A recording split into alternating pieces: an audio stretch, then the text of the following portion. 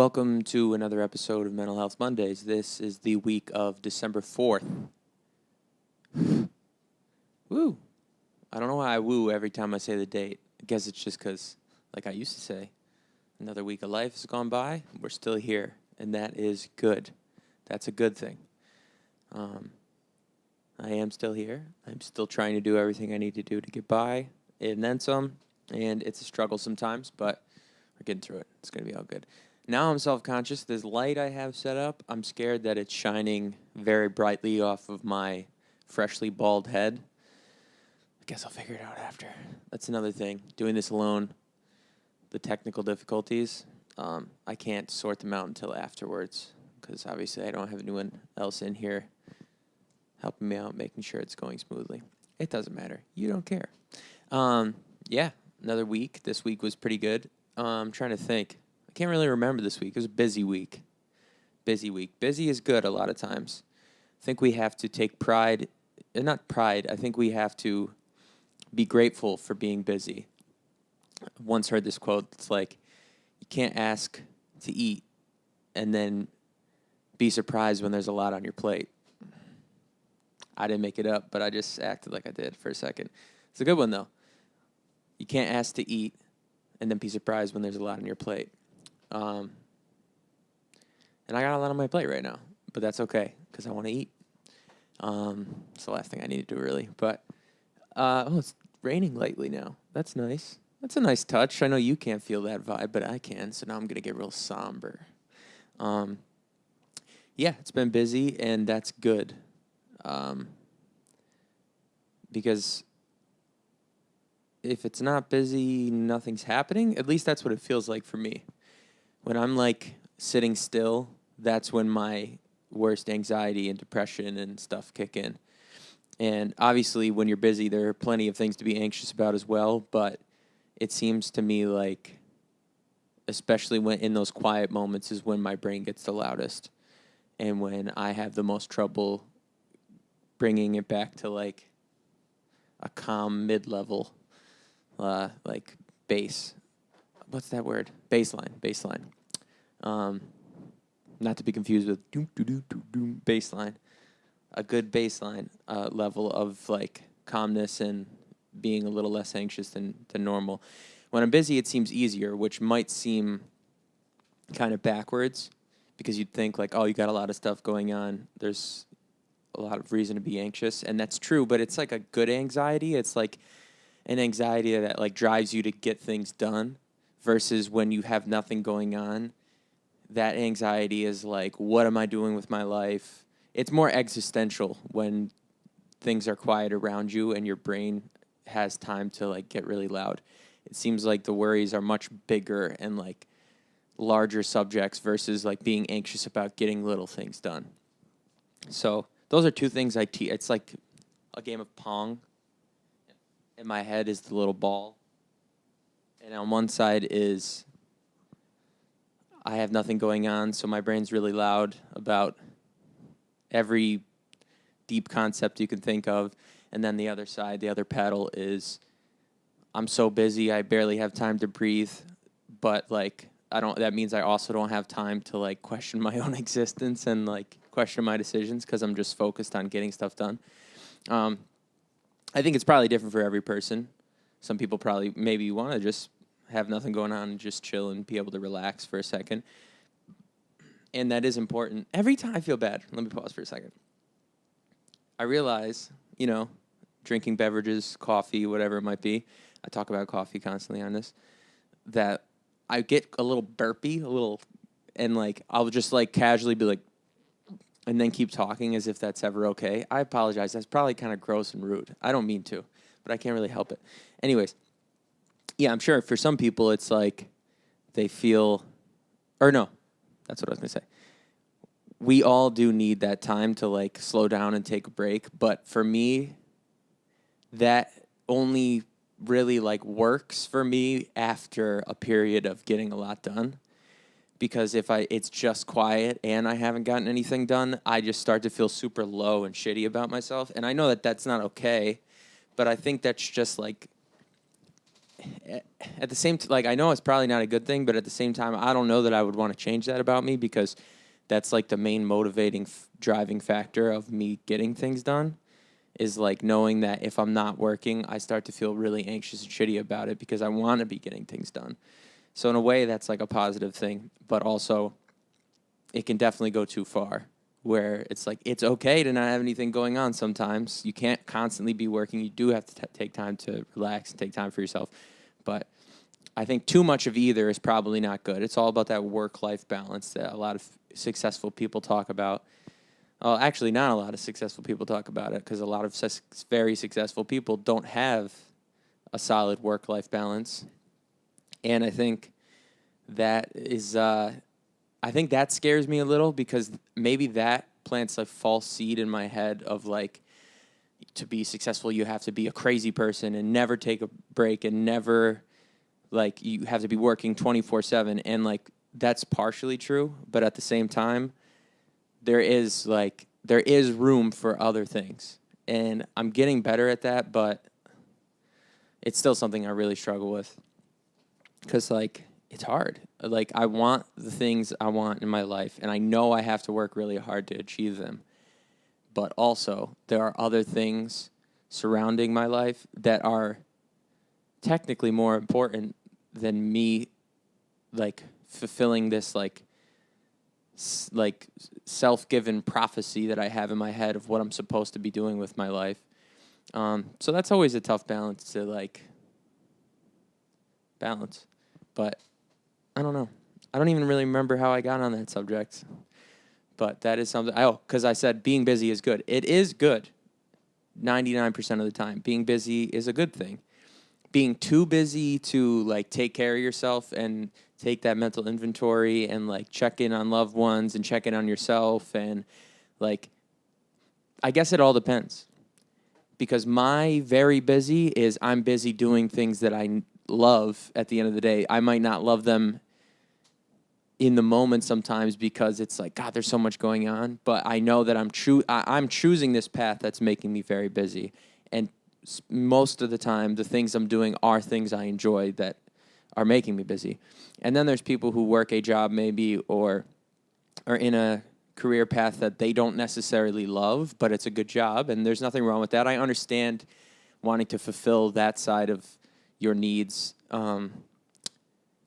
but I guess being super busy for someone like that could become a real negative, like, mental spiral in and of itself, because it's like, I am wasting away at this job I hate, putting in extra hours. The holidays are up. It's our busy season. I don't know. I'm just making up a job in my head. It's their busy season. He works at F.A. Schwartz. He's a toy manufacturer and sales distributor. That's a new job I just made up. Busy time of year. My family wants to go do this and this for the holidays, and the kids want this, and it's so expensive, and I'm barely getting by, blah, blah, blah. And that kind of busy can be a whole different side of, like, hating your life and being depressed and anxious. But for me, because the things I am busy with, quote unquote busy, are things that I'm choosing for myself and things that I love, that tends to be when I'm actually, like, the most okay mentally, and, like, anxiety and depression and stuff. That's when I'm least depressed and least anxious. And any anxiety that I get during that time is usually has to do with the things I'm doing. And in that way, it's almost a positive anxiety. It's almost like, it's not anxiety in the sense of, like, just constant worry and dread. It's like, okay, next thing, next thing, next thing. And again, that could be a good thing when you're trying to, like, build something for yourself and you enjoy what you're actually doing. But for me, it's those quiet moments where, like, maybe I've taken a day or 2 or 3, that's, like, maximum off of, like, getting in the studio or, like, doing all the other, like, side things that I have to do. And that's when I feel like shit. And I feel like when I'm not doing enough for my dream, I'm doing a disservice to myself. And then I'm also doing a disservice to my family and the people that have supported me this entire time. And, like, I guess this is my ego speaking, and then I also feel like I'm doing a disservice to the world. Like, this is what I'm supposed to be doing. This is what I was put on this earth for. And if I'm not pursuing it with everything I have, then I'm not leaving my mark on the world, and it could be a very positive mark. And I'm sure most of all of what I just said is made up in my own brain, but just being transparent, those are the things I struggle with when I feel like I'm in a lull or not getting the things done that I need to. And to me, that's much more frightening and much scarier to deal with when it comes to anxiety than just like, oh, I have so much going on. I have so much on my plate right now. I tend to like enjoy when I have a lot of things going on and a lot of things on my plate. So that's something that I just thought of. I don't know. This week has been kind of busy with like arbitrary, shitty little like side quests on life of like working and making money and things that I don't actually care about. And then mixed with like being, the holidays are coming up, I'm going home. I'm going to be with my mom, my sister, and my niece for Christmas. And so I need to get as much done in the studio and as much done that I can't do there while I have the time to do it. So like I've been busy on that tip this past week or two. And it is a lot going on. And on top of that, having like personal things going on that I obviously have to deal with and realistically are much more important than like music. So I've been trying to like juggle that, but again, I feel like I'm actually in a better mental mindset when I do have a lot going on, and it's all like, because at the end of the day, I can look back and be like, these are all good things. It's not like I said, it's not like I'm working a job that I hate, and well, I'm not making like money off of music yet and stuff. Very minimal, very minimal. But like, it's not like I'm like so busy putting in work for someone else. I'm doing this for myself and for my loved ones, and like, you know, hopefully it pays off or whatever. It's going to pay off. But so it's like I can always fall back on that at the end of the day. And I think that's another thing that helps me like not be super anxious when I have a lot going on. I don't know why I have such a hard time like questioning my path and existence. I was thinking about how everyone says that this is the most anxious generation of all time. Every generation that has come, like every generation is more anxious and depressed than the next. Excuse me, wait 1 second. Oh my God, I love coffee so much. Every generation that comes is more anxious and depressed than the next. And, you know, phones are to blame, technology, constant blast of information around us, absolutely. But I also think because life has gotten easier in a lot of ways, that we have more time to dwell on our existence as a whole and our purpose. I don't think that people in the 30s and 40s and 50s and 60s really spent a lot of time thinking about that. And like, in some ways that was really beneficial to them because they got shit done. But also, I mean, you know, they were probably miserable and stuff. I think it's a good it's more of a good thing to be able to have the time to like really think about just whatever. But I do think that because each generation has gotten more and more like deep about their own existence, that's part of the reason why we're so anxious all the time. And then you mix that in with the fact that we constantly have the ability to compare ourselves to other people who are trying to do similar things on top of already questioning our existence and our place in the universe. I mean, think about it. Like, we're doing things. We're now in the future. We're doing all these unbelievable things. We're capturing images of galaxies that we never even knew could have possibly existed 50 years ago, type of thing. And just like all, I don't know, each year we gain more information about the world and about the universe. And there's more theories about like what we're supposed to be doing, how we got here, you know, all these like crazy deep concepts. And then again, you mix that with the fact that we live in the most technological age, and that only exponentially grows every single day.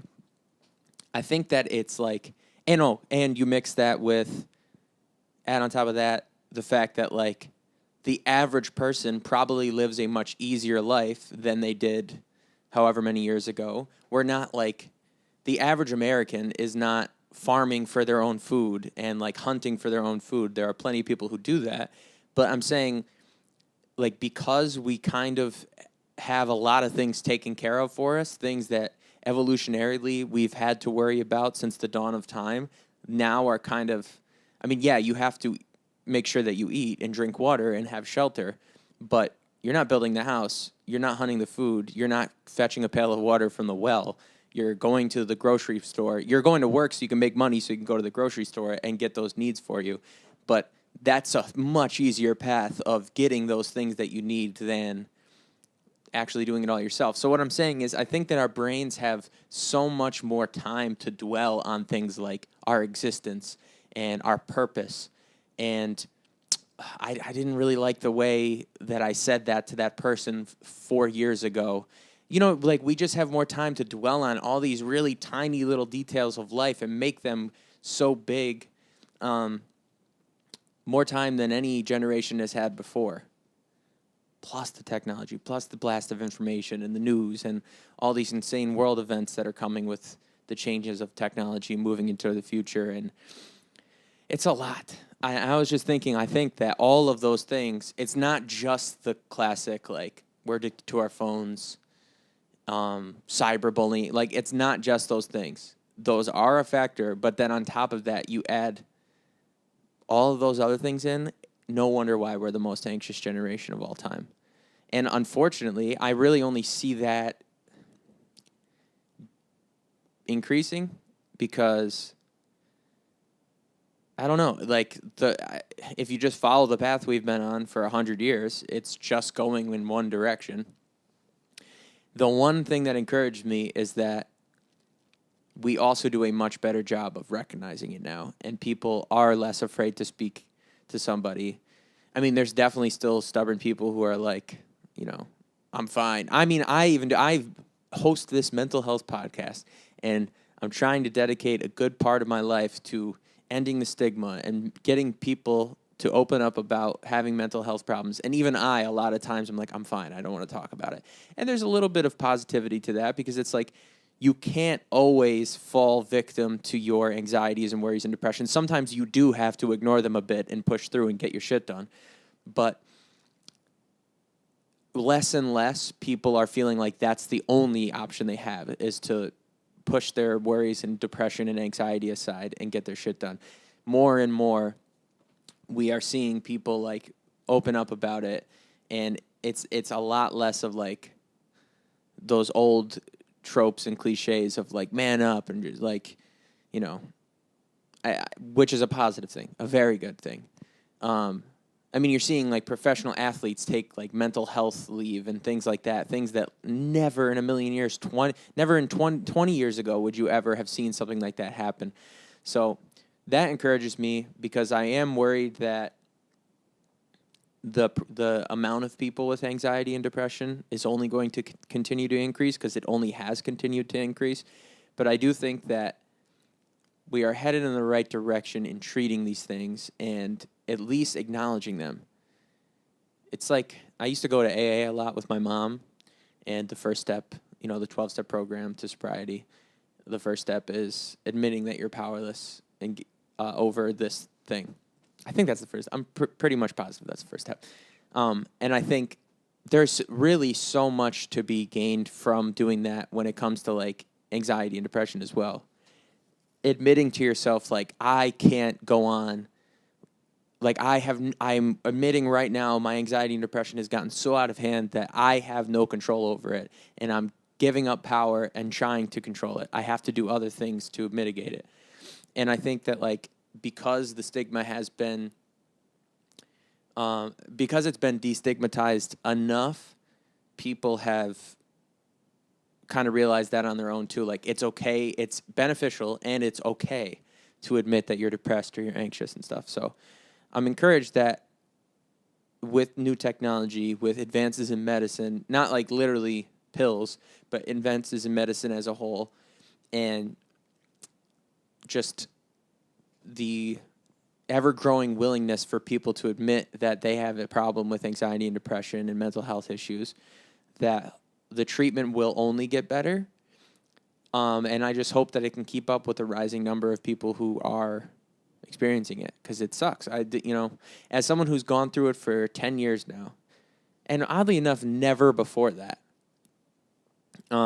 which is another subject maybe I'll get into, but as someone who's been dealing with anxiety and depression, and specifically depersonalization disorder, for 10 years now, it makes me sad for other people that they're going through those similar things too. Because I'm like, God, I know how hard it is. And maybe it's my ego coming through a bit. I have confidence that I can get through it and push past it and be okay. And like every day I try my best to be okay. But I worry that not everyone has that ability. And so when I hear like stories about the rising anxiety and depression rates, it makes me sad for those people because I know how hard it is. So I urge anyone who is dealing with those things to seek help. But also I am encouraged because help is on the way. Like more and more help is available every day. You got like things like BetterHelp, who eventually will sponsor this podcast when I get more than 10 views. Like online therapy, there's so many different outlets now to like talk to someone I was prescribed antidepressants from my like general physician, but after I couldn't go to them anymore, there was an online way to get prescribed the same medication. Like there are so many different ways, again, not suggesting medication or anything like that, but there are so many different ways to deal with your problem now, with the problem of anxiety and depression. That's encouraging to me. So that's good. Yeah, I don't know. 10 years ago was when the symptoms of depersonalization started. And it's just strange. I mean, I kind of know the events surrounding it that made it happen for me. But it's just weird how it went from never having been anxious, never feeling weird about any. I mean, I don't know. Maybe that's not true. When I was in elementary school, I wrote like a. This is so funny to think about, because now all I do is write dark poems in song form. But in elementary school, I wrote like a really dark, sad poem about like how my life was a pit of death. Literally, no, it wasn't that bad. I had a good childhood. There were problems with it, of course, but that's nothing crazy. Like my parents were getting divorced or something. I don't even think I really care that much about my parents getting divorced at that time. I think it was genuinely like something for attention. And then like the school counselor called my mom and dad in, and it was this whole hullabaloo. It's kind of funny to think of. The only reason why I'm mentioning that is because I said that I never dealt with anxiety or depression before 10 years ago. But I guess there were some little signs of like, I think I've always been a feeler. That's what it is. I've always been like down to feel how I feel and not really ashamed of it and don't really care. And like, I've always been sentimental. I've always been emotional. And like, I think it's like one of my favorite qualities about me, because I feel like, why wouldn't you? I think it's kind of silly not to. I understand people have problems expressing themselves, and that's like not really their fault always, but I've never really had an issue with that. So maybe before 10 years ago, it wasn't necessarily that I ever dealt with anxiety and depression, but like I was maybe by being so sentimental and by being open to my emotions, maybe that is a connection between why 10 years ago I started feeling anxious and depressed and depersonalized and, DPDR and all that stuff. I don't know. But as far as it being like crippling and affecting my life very much, not until 10 years ago. Before that, nothing like that. And it's just crazy how it can change overnight. Now, I'm 20. I actually don't know how old I am. 28. 28. So 10 years ago, 18, just graduating high school. Definitely big crossroads in life. I had lost my dad when I was 15. My mom was, I think, freshly sober, or like maybe not. I'm trying to think. I think she got sober while I was in high school. But that was definitely a huge problem in my like adolescence and teenage years, was my mom struggling with alcoholism, plus losing my dad, and amongst other things.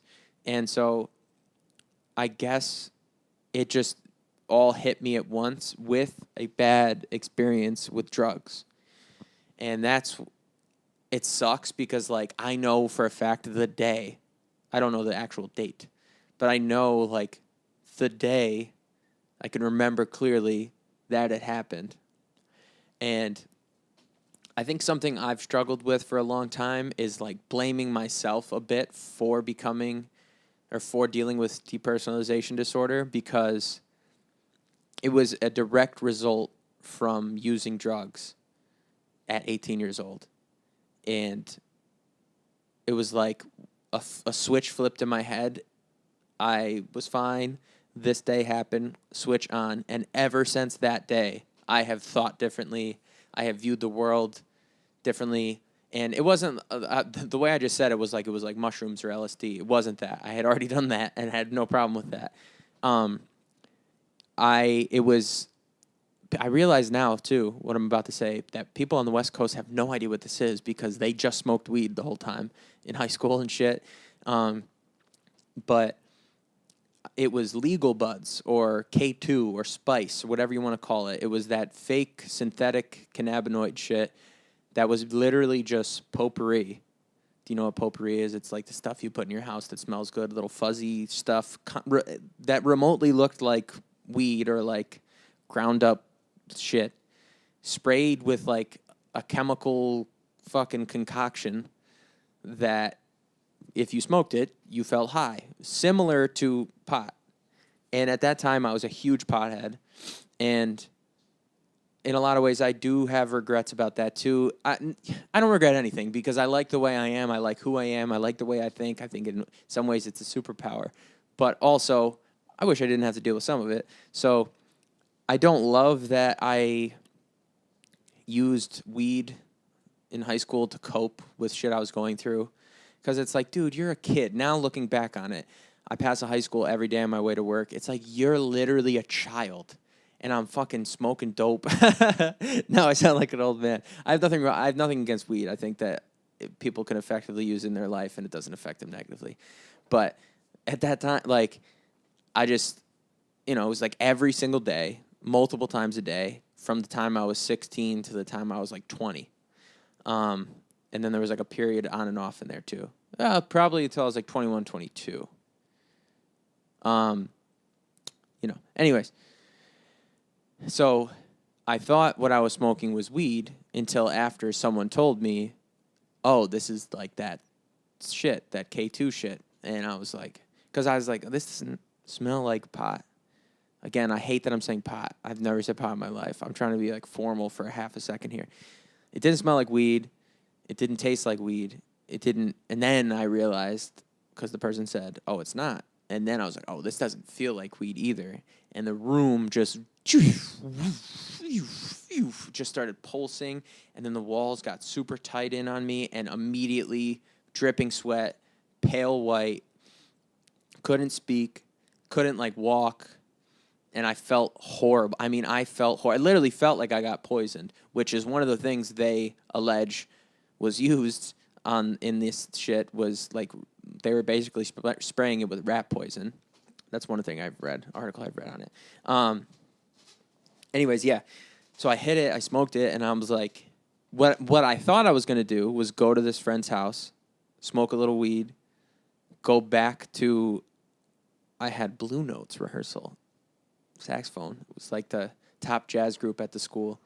And I was like, I've talked a lot about my ego this episode. Maybe I need to curb that a bit. But ego aside, I was like the best musician, one of the best musicians in the band. So like, it was important that I was there on time. I had a lot of solo. Like it was just, it was my last performance with them. It was senior year.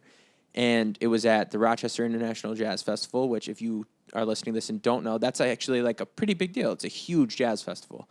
And it's like one of the little like prides of Rochester. It's Wegmans, fucking Garbage Plates, and the Jazz Fest, kind of. Maybe not in that order, but you know.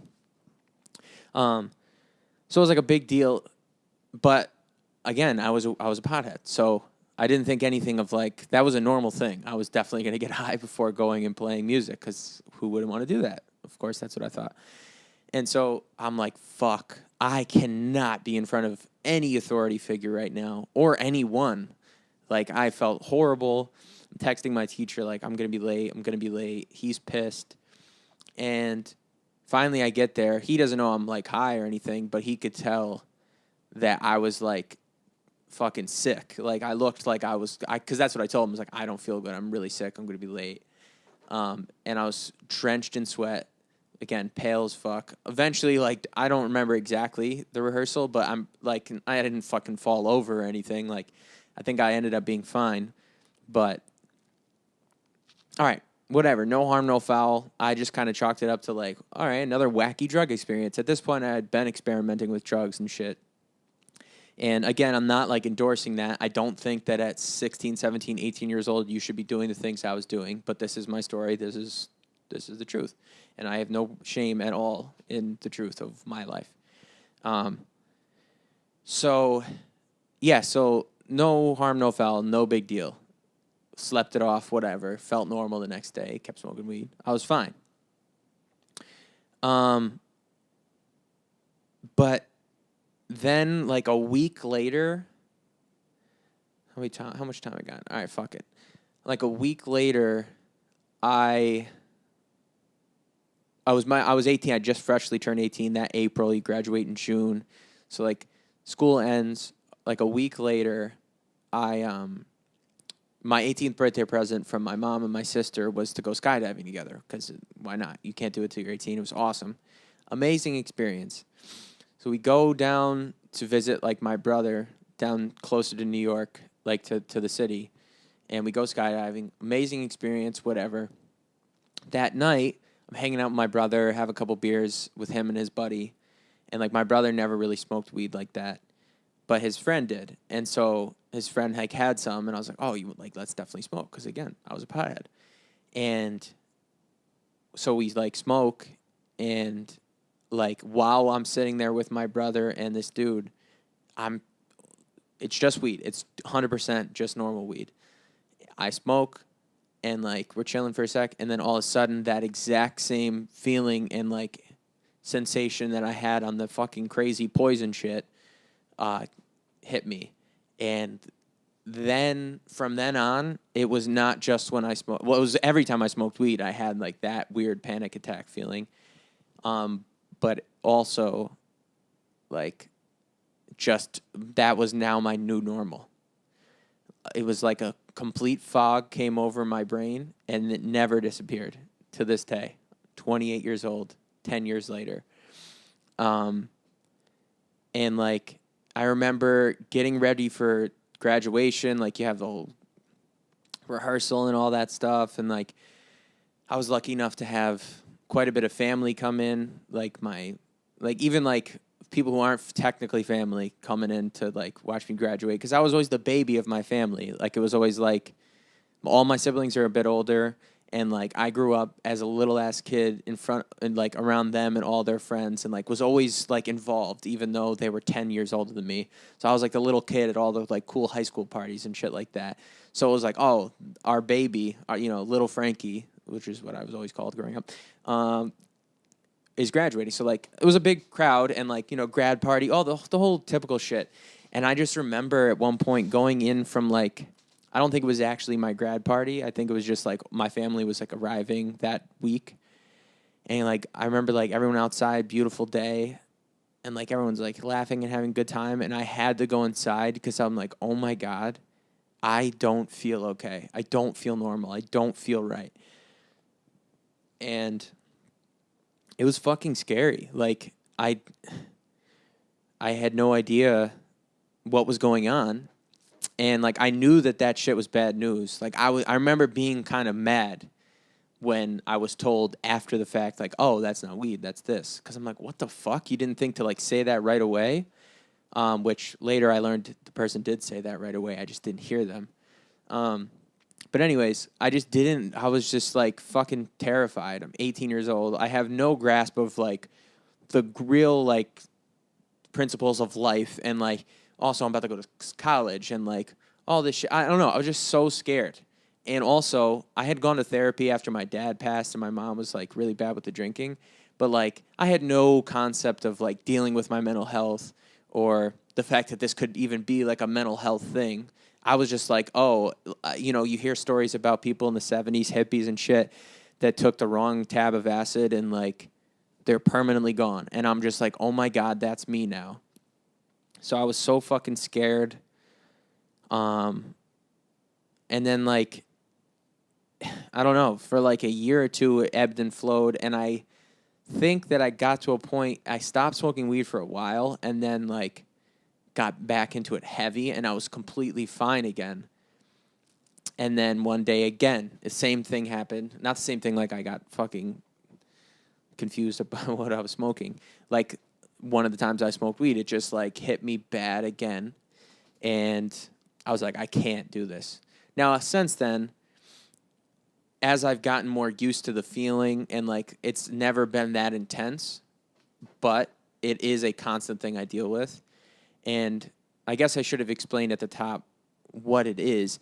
It feels like everything around me is like two-dimensional.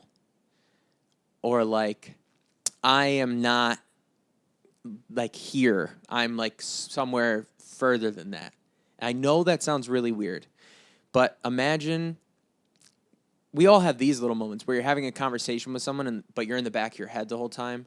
But imagine that on a grander scale where you are completely in the back of your head, almost having a full conversation with yourself while your body operates on autopilot mode and like you're speaking and acting normal to people, but in the back of your head, like, I am not here.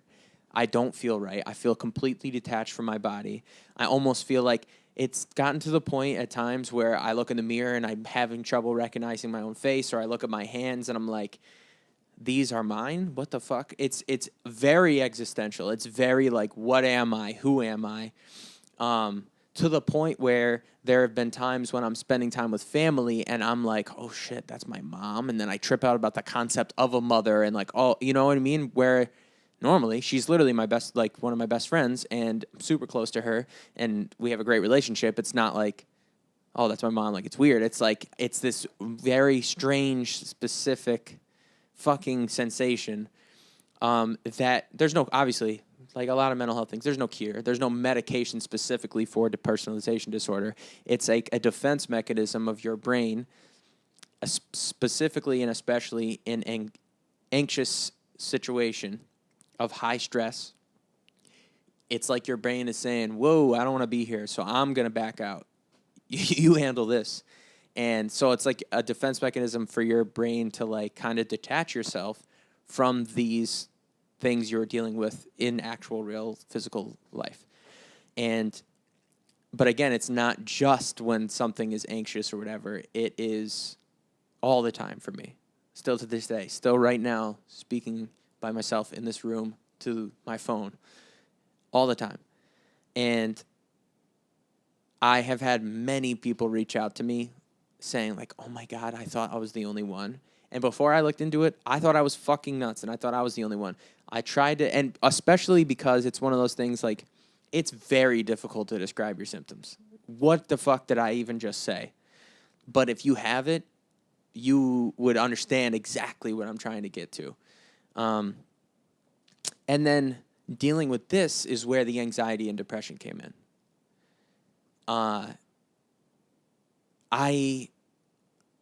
It's like I'm anxious because of this, but I'm also anxious about this. And I'm depressed because of this, but I'm also depressed about it. Does that make sense? Like, I'm anxious and depressed about having depersonalization disorder because oftentimes feels like I'm losing my mind. Oftentimes feels like there's no way out. And my darkest times where I contemplated suicide or attempted suicide were because I'm like, I'll never feel normal again, and I don't want to feel this way. So I'd rather just not feel anything. And that's sad to say, and I still deal with it every day. But I've someone messaged me the first time I mentioned something about it on this and commented and was like, honestly, the best thing I've found that helps me is just fucking ignore it and keep pushing forward. And Usually when it comes to like anxiety and depression, I would say don't ignore it. Absolutely acknowledge it. But I got to give it to him. That's kind of what I've done that has worked for me also, is just like the more I dwell on it, the more I think of how crazy I feel and how weird it feels, the weirder and crazier it feels. So rather than that, what I have to try to convince myself all the time is like, no, that's in your head. You are here right now in this moment. That's why I've talked about in the past, like purposeful breathing, centering yourself, getting back to where you're at right now. So I don't know. It's fucking difficult to deal with. And again, there's no specific medication for it. They suggest psychotherapy and some form of anxiety medication. And so I was on antidepressants, and it did help for a long time, but it didn't take it away. It just made me less anxious and depressed about the fact that I felt that way. It made me more like, oh, whatever, okay, but it helped for a long time. But as I go on, it does get easier. I would say that to anyone who's listening to this and is like, oh my God, I feel that way too. It does. You do figure out what works for you. You just kind of got to try. You can't give in fully to it. You kind of just got to realize like, all right, there are going to be times that are worse than others. And also something that's helped me that I learned recently, but that I kind of already practiced a bit. 99% of the time, if you need to, you can leave where you are. So it's like, if you're feeling really depersonalized and detached and anxious and fucking wonky in a place, sometimes it feels like, I just got to get out of here. You can. It might be weird. It might be clunky. It might be like odd that you're leaving that place. But at that moment, you got to take care of yourself. And most of the times you won't have to leave, but just realizing you can and realizing you're not trapped. One, you're not trapped in this mindset. You're not trapped in this moment, and you're not trapped in this place. That has helped me immensely, being like, well, it's okay. Like, I can change this up. This momentary feeling is not forever. Now, I've been dealing with it for a long time, but again, I'm talking about when it's really bad, when it really manifests itself very badly. Yeah.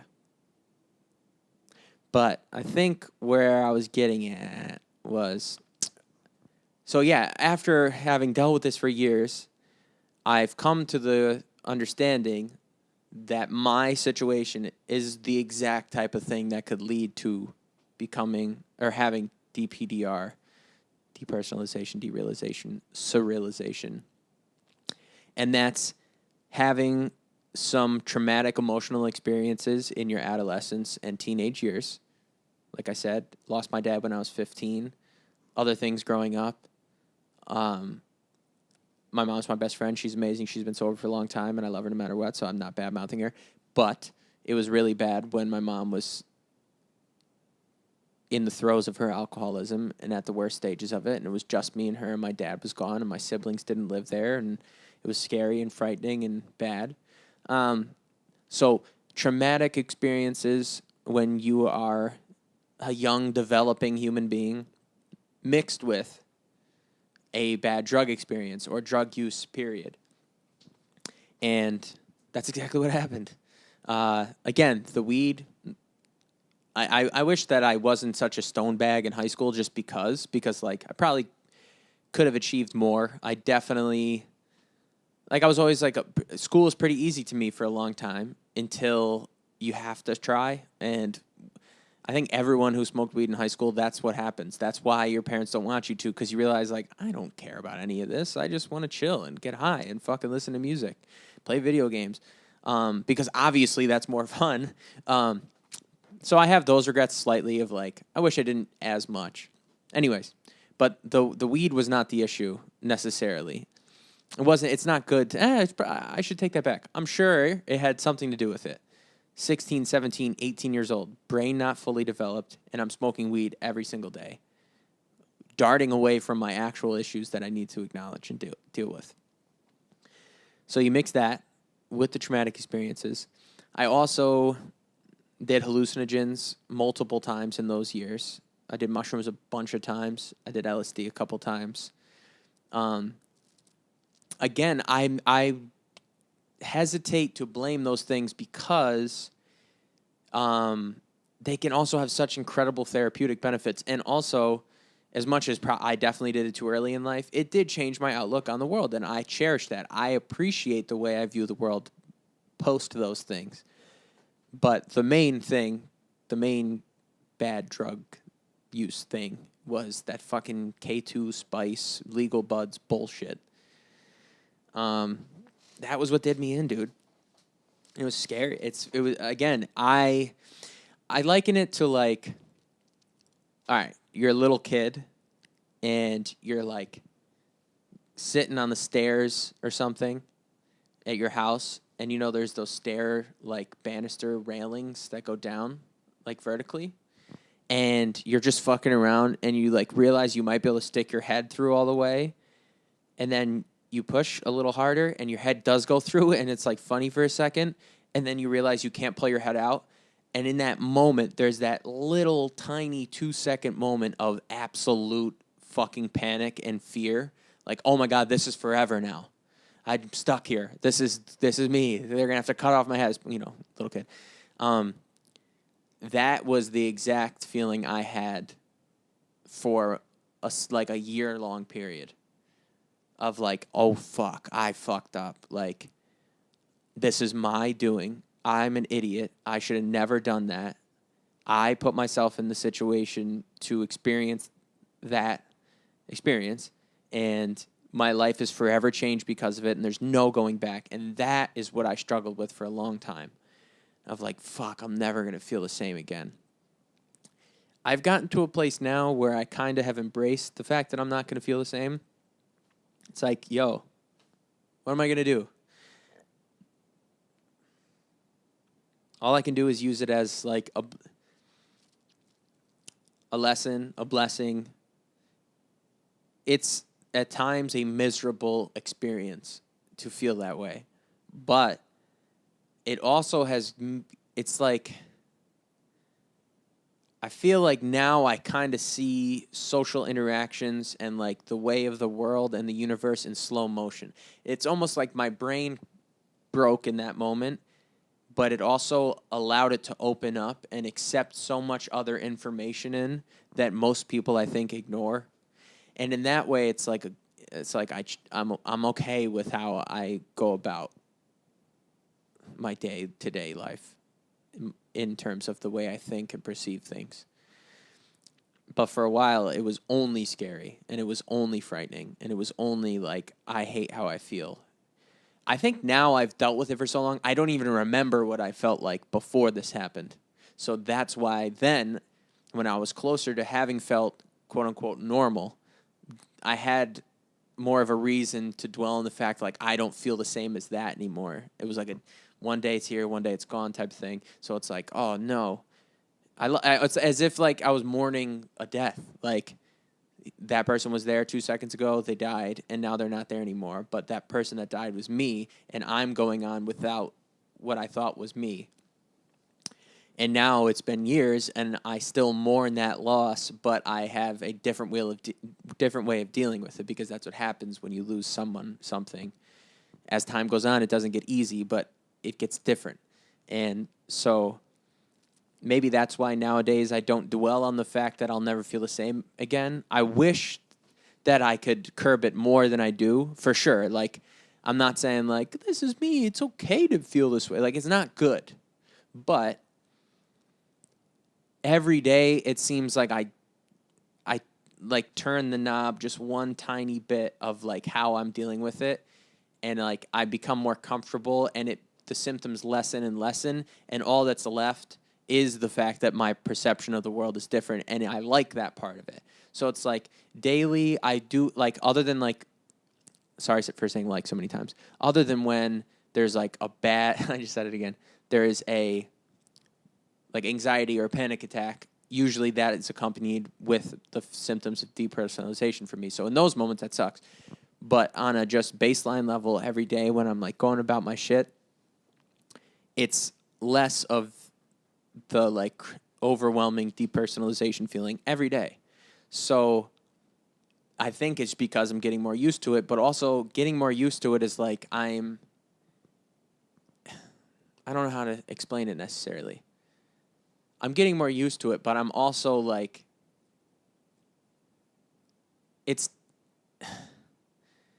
I'm overcoming it at the same time. I don't know if it's literally going away, but because I'm getting more used to it, because I'm accepting it more and more every day, that sometimes this is just how I feel, I care less about it. And I'm like, okay, it's okay. Until there's those moments of, like, I'm having a panic attack and I'm in the lobby of a casino in Vegas thinking, oh, I'm going to literally feeling like, oh, I might melt into the floor. Not because I was on drugs, because that's how crazy it feels when it feels its craziest. Like, I'm not here. I'm not a human. That's another story for another day. Thank you for listening to me rant on and on about what I've dealt with for the last 10 years. I always wanted to tell that story. I wish I would have thought about telling it before I actually did. Maybe it would have been more polished. But I guess it doesn't matter. That's my recollection of it as of right now at this moment. But moral of the story is, if you got a lot on your plate, that's good. Being busy is good.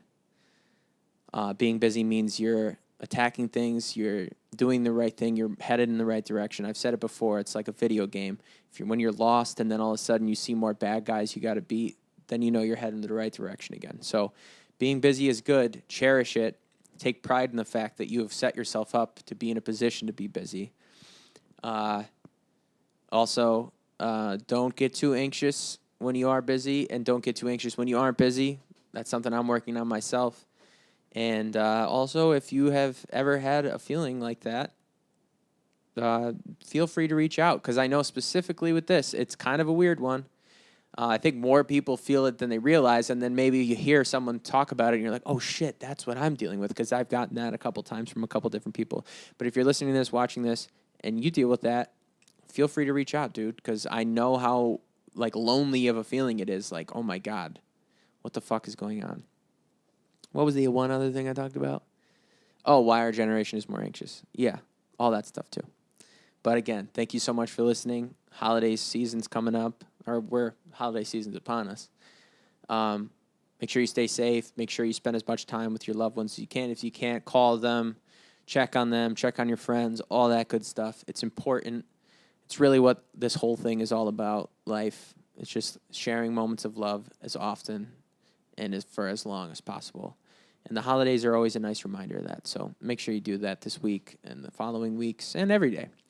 But again, thank you so much for listening to another episode of Mental Health Mondays. I got to remember I got this. You got to remember you got this. And if not, we got this. We got this together. We got each other's back. It's all going to be okay. It's all going to work out, because it always has and it always will.